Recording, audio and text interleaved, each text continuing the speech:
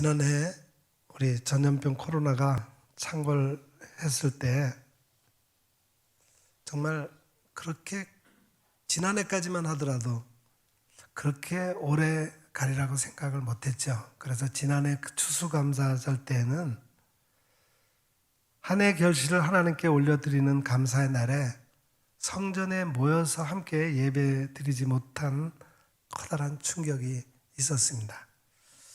감사절 음식을 나누지도 못했습니다. 교회에서 마스크 벗고 따뜻한 식사 한 끼 함께 나누는 것이 우리가 가장 원하는 일이 되고 말았습니다. 전염병은 성경에 있는 바와 같이 하나님께서 인간을 향해 내리시는 징벌적 경고의 성격을 띠고 있습니다. 우리는 이런 경험을 하고 이제 올해 감사절을 맞이하여 이전과는 전혀 다른 감사를 드려야 함을 깨닫게 됩니다. 곡식이 무르익고 풍성하고 잘 되는 것에 대한 감사만을 드릴 것이 아니라 시편 116편이 말씀하는 것처럼 사망의 줄이 나를 두르고 수월의 고통이 내게 이름으로 내가 환난과 슬픔을 만났을 때 누가 어디서 어떻게 걸릴지 알 수 없는 코로나 속에서 사망의 줄과 수월 곧 지옥의 고통이 우리를 환난으로 몰아넣었음을 잊어서는 안 됩니다. 이런 날들 속에서 시편 시인은 이렇게 말하고 있습니다. 주께서 내 영혼을 사망에서 내 눈을 눈물에서 내 발을 넘어짐에서 건지셨나이다. 이렇게 건져주신 하나님께 어떻게 보답해야 할까요? 시인은 계속해서 이렇게 노래하고 있습니다. 내가 주께 감사제를 드리고 여호와의 이름을 부르리이다. 내가 여호와께 서원한 것을 그의 모든 백성이 보는 앞에서 내가 지키리로다. 예루살렘아 내 한가운데서 곧 여호와의 성전 뜰에서 지키리로다. 그렇습니다. 감사제를 드리는데 영혼의 서원을 드리고 예루살렘 성전 뜰 곧 교회에 함께 모여서 감사의 예배를 드리자는 겁니다. 고통 중에서 성전에 모여 드리는 감사제를 노래한 시편이 시편 116편입니다. 우리도 이에 따라 올해는 지금까지 사망과 질병에서 건져주신 하나님께 생명의 감사의 예배를 드려야 하겠습니다.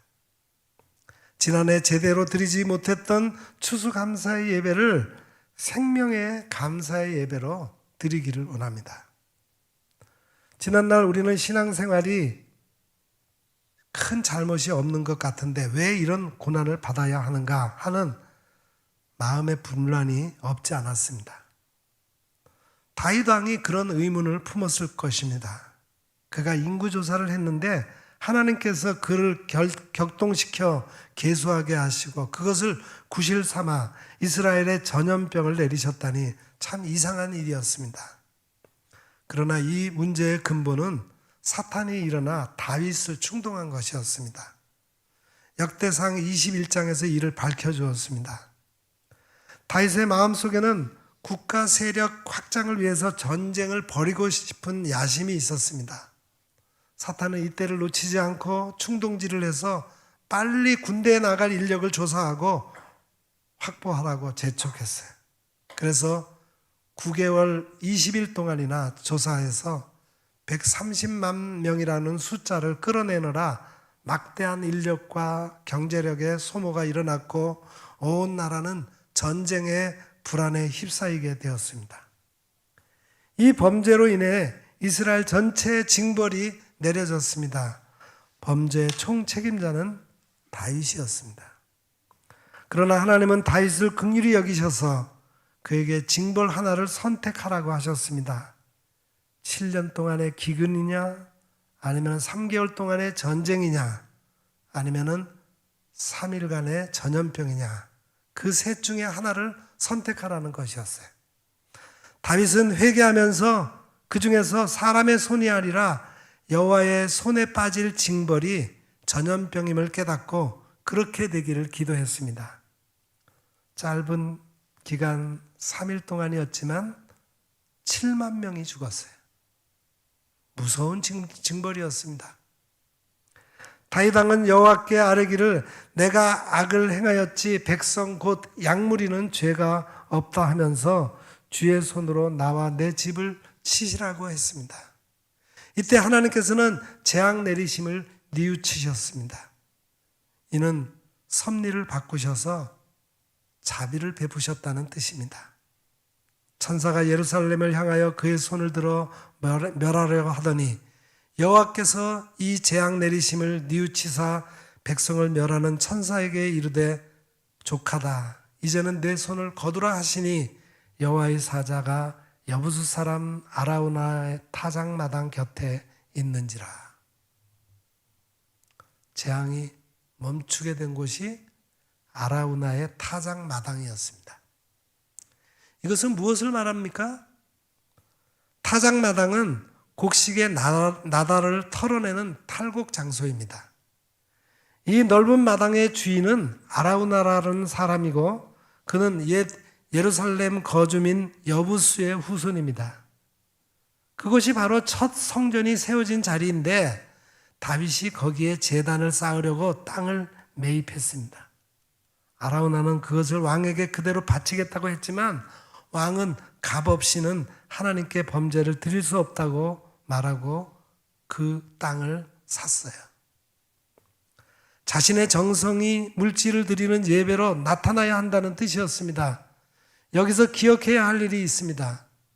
하나님이 내리신 재앙이 그친 곳이 바로 그곳 성전을 지을 터전이었다는 겁니다. 이후 인류의 역사에 크고 작은 전염병이 많았는데 가장 잊지 못할 대사건이 1347년에 발생한 페스트입니다. 검은 물집이 생기며 죽어가는 바람에 흑사병이라고 하는 별명이 붙었습니다. 그 당시의 위생 상태는 지금과 비교도 되지 않을 만큼 불결했어요. 검은 죽음의 그림자가 흑해의 크림반로를 지나고 보스포러스 해협을 건너 백길을 따라 지중해 연안을 덮쳤습니다. 유럽 대륙에 상륙한 페스트는 이태리, 프랑스를 거쳐 알프스를 넘고 북쪽의 스칸디나비아 반도에 이르기까지 전 유럽을 휩쓸었습니다. 3년여 동안 무려 2천만 명의 희생자가 발생하고 유럽 인구의 3분의 1이 줄어들어서 그래도 이 페스트는 완전히 없어지지 않은 채 200여 년에 걸쳐 재발을 계속했습니다. 이로 인해 봉건제도가 붕괴하고 경제체제도 완전히 바뀌었습니다. 가장 큰 변화는 중세 카톨릭 교회의 권위가 무너지면서 종교개혁의 싹이 텄다는 사실입니다. 결과적으로 새로운 개혁교회가 이루어진 뒤에 이 무서운 페스트의 재앙도 끝났습니다. 그로부터 수백 년이 지난 이 시점에 나온 코로나 재앙도 좀처럼 사라지지를 않습니다. 코로나는 어떤 모습으로 그치게 될까요? 하나님 앞에서 이전과는 다른 신실한 신앙의 자녀들로 우리를 연단시킨 후 마치게 될 것입니다.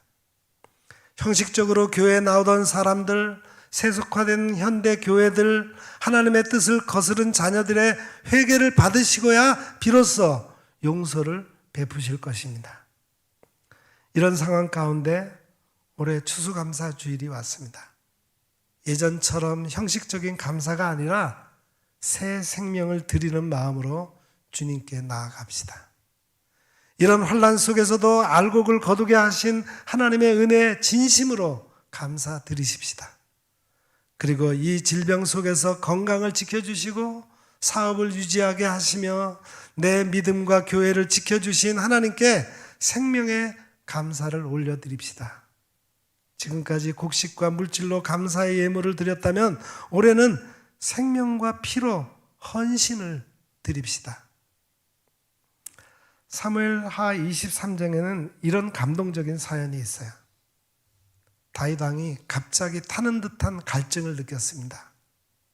블레셋과 전쟁 중에 산성에 올라가 보니 저 멀리 자기 고향 베들레헴이 바라보입니다. 그 성문 곁 우물은 다윗이 어릴 때 양떼를 치며 목마름을 죽이던 곳이었어요. 그 시원함이 그리운데 지금 블레셋 군대가 그 영체를 그곳에 짓고 있었습니다. 그는 나지막이 중얼거렸습니다. 아, 누가 저 물을 내게 마시게 할까? 잃어버린 하나님의 은총을 회복하자 하는 염원이 베들레헴의 물을 통해 드러나는 의미가 있었습니다. 그때였습니다. 다윗 왕의 옆을 질풍같이 말을 달려 지나가는 세 사람의 용사. 성경은 그 이름을 밝히지 않았으나 거기에 적힌 37인의 용사 중 3인이었을 것입니다. 그들은 목숨을 걸고 한 손에는 창, 한 손에는 물통을 들고 적진을 향해 달려갔습니다. 어떻게 이럴 수 있었을까? 그들은 왕을 너무나도 사랑하고 그 왕을 인도하신 하나님을 의지했기 때문입니다. 그가 원하는 일이라면 내 생명도 아끼지 않겠다는 헌신적 자세가 이런 응답을 하게 했습니다. 하나님께서 악한 백성을 보시며 한탄하실 때 이사야 선지자가 소명으로 나섰던 모습이 연상됩니다. 내가 또 주의 목소리를 들으니 주께서 이르시되 내가 누구를 보내며 누가 우리를 위하여 갈고 하시니 그때 내가 이르되 내가 여기 있나이다 나를 보내소서 하였더니 복음을 들고 세상을 향해 뛰쳐나가는 자세가 이것입니다. 우리의 전도 사명 그리고 세계를 향한 선교사의 소명이 바로 그런 모습입니다. 적군은 놀라 어안이 벙벙했을 겁니다. 물통을 맨 용사를 두 사람이 곁에서 호위했습니다. 드디어 창과 화살이 그들을 향해 날아오고 블레셋 군병들이 앞을 막았으나 헌신에 불타는 용사들을 쓰러뜨리지 못했습니다. 그들은 혈로를 뚫고 돌아왔습니다. 다윗은 물을 받는 대신 용사들을 끌어안았습니다. 피로 물들고 땀에 젖은 그들의 몸을 어루만지면서 감격으로 목이 메었습니다. 이것은 물이 아니라 용사들의 피다. 이 피를 받으실 분은 내가 아니라 하나님이시다. 이것을 하나님께 드리자. 성경은 이렇게 기록하고 있습니다. 세 용사가 블레셋 사람의 진영을 돌파하고 지나가서 베들레헴 성문 곁 우물물을 길어가지고 다윗에게로 왔으나 다윗이 마시기를 기뻐하지 아니하고 그 물을 여호와께 부어드리며 이르되 여호와여 내가 나를 위하여 결단코 이런 일을 하지 아니하리이다. 이는 목숨을 걸고 갔던 사람들의 피가 아니니까 하고 마시기를 즐겨하지 아니하니라. 세 용사가 이런 일을 행하였더라. 다윗은 하나님께 물을 부어 올리는 제사, 곧 전제를 드렸습니다. 이전 성경 번역은 관제라고 해서 물댈 관자를 썼으나 이제는 모두 용어를 전제라고 통일했습니다. 물을 들어 올리는 제사. 포도주를 부어 기쁨과 감사를 표현하는 제사였으나 신약에서 사도 바울은 자기 삶 모두를 드리는 의미로 전제라는 단어를 썼습니다. 전제와 같이 내가 벌써 부어지고 나의 떠날 기약이 가까이 왔다다. 우리가 드리는 이 피의 전제는 우리를 위해 흘리신 예수 그리스도의 보혈을 다시 생각나게 합니다. 올해의 감사 예물은 정녕 다른 해와는 다른 우리 삶 전체를 바치는 생명의 전제가 되어야 하겠습니다. 우리도 다윗이 깨달은 것처럼 여러 사람의 도움과 희생을 받으며 살아왔습니다.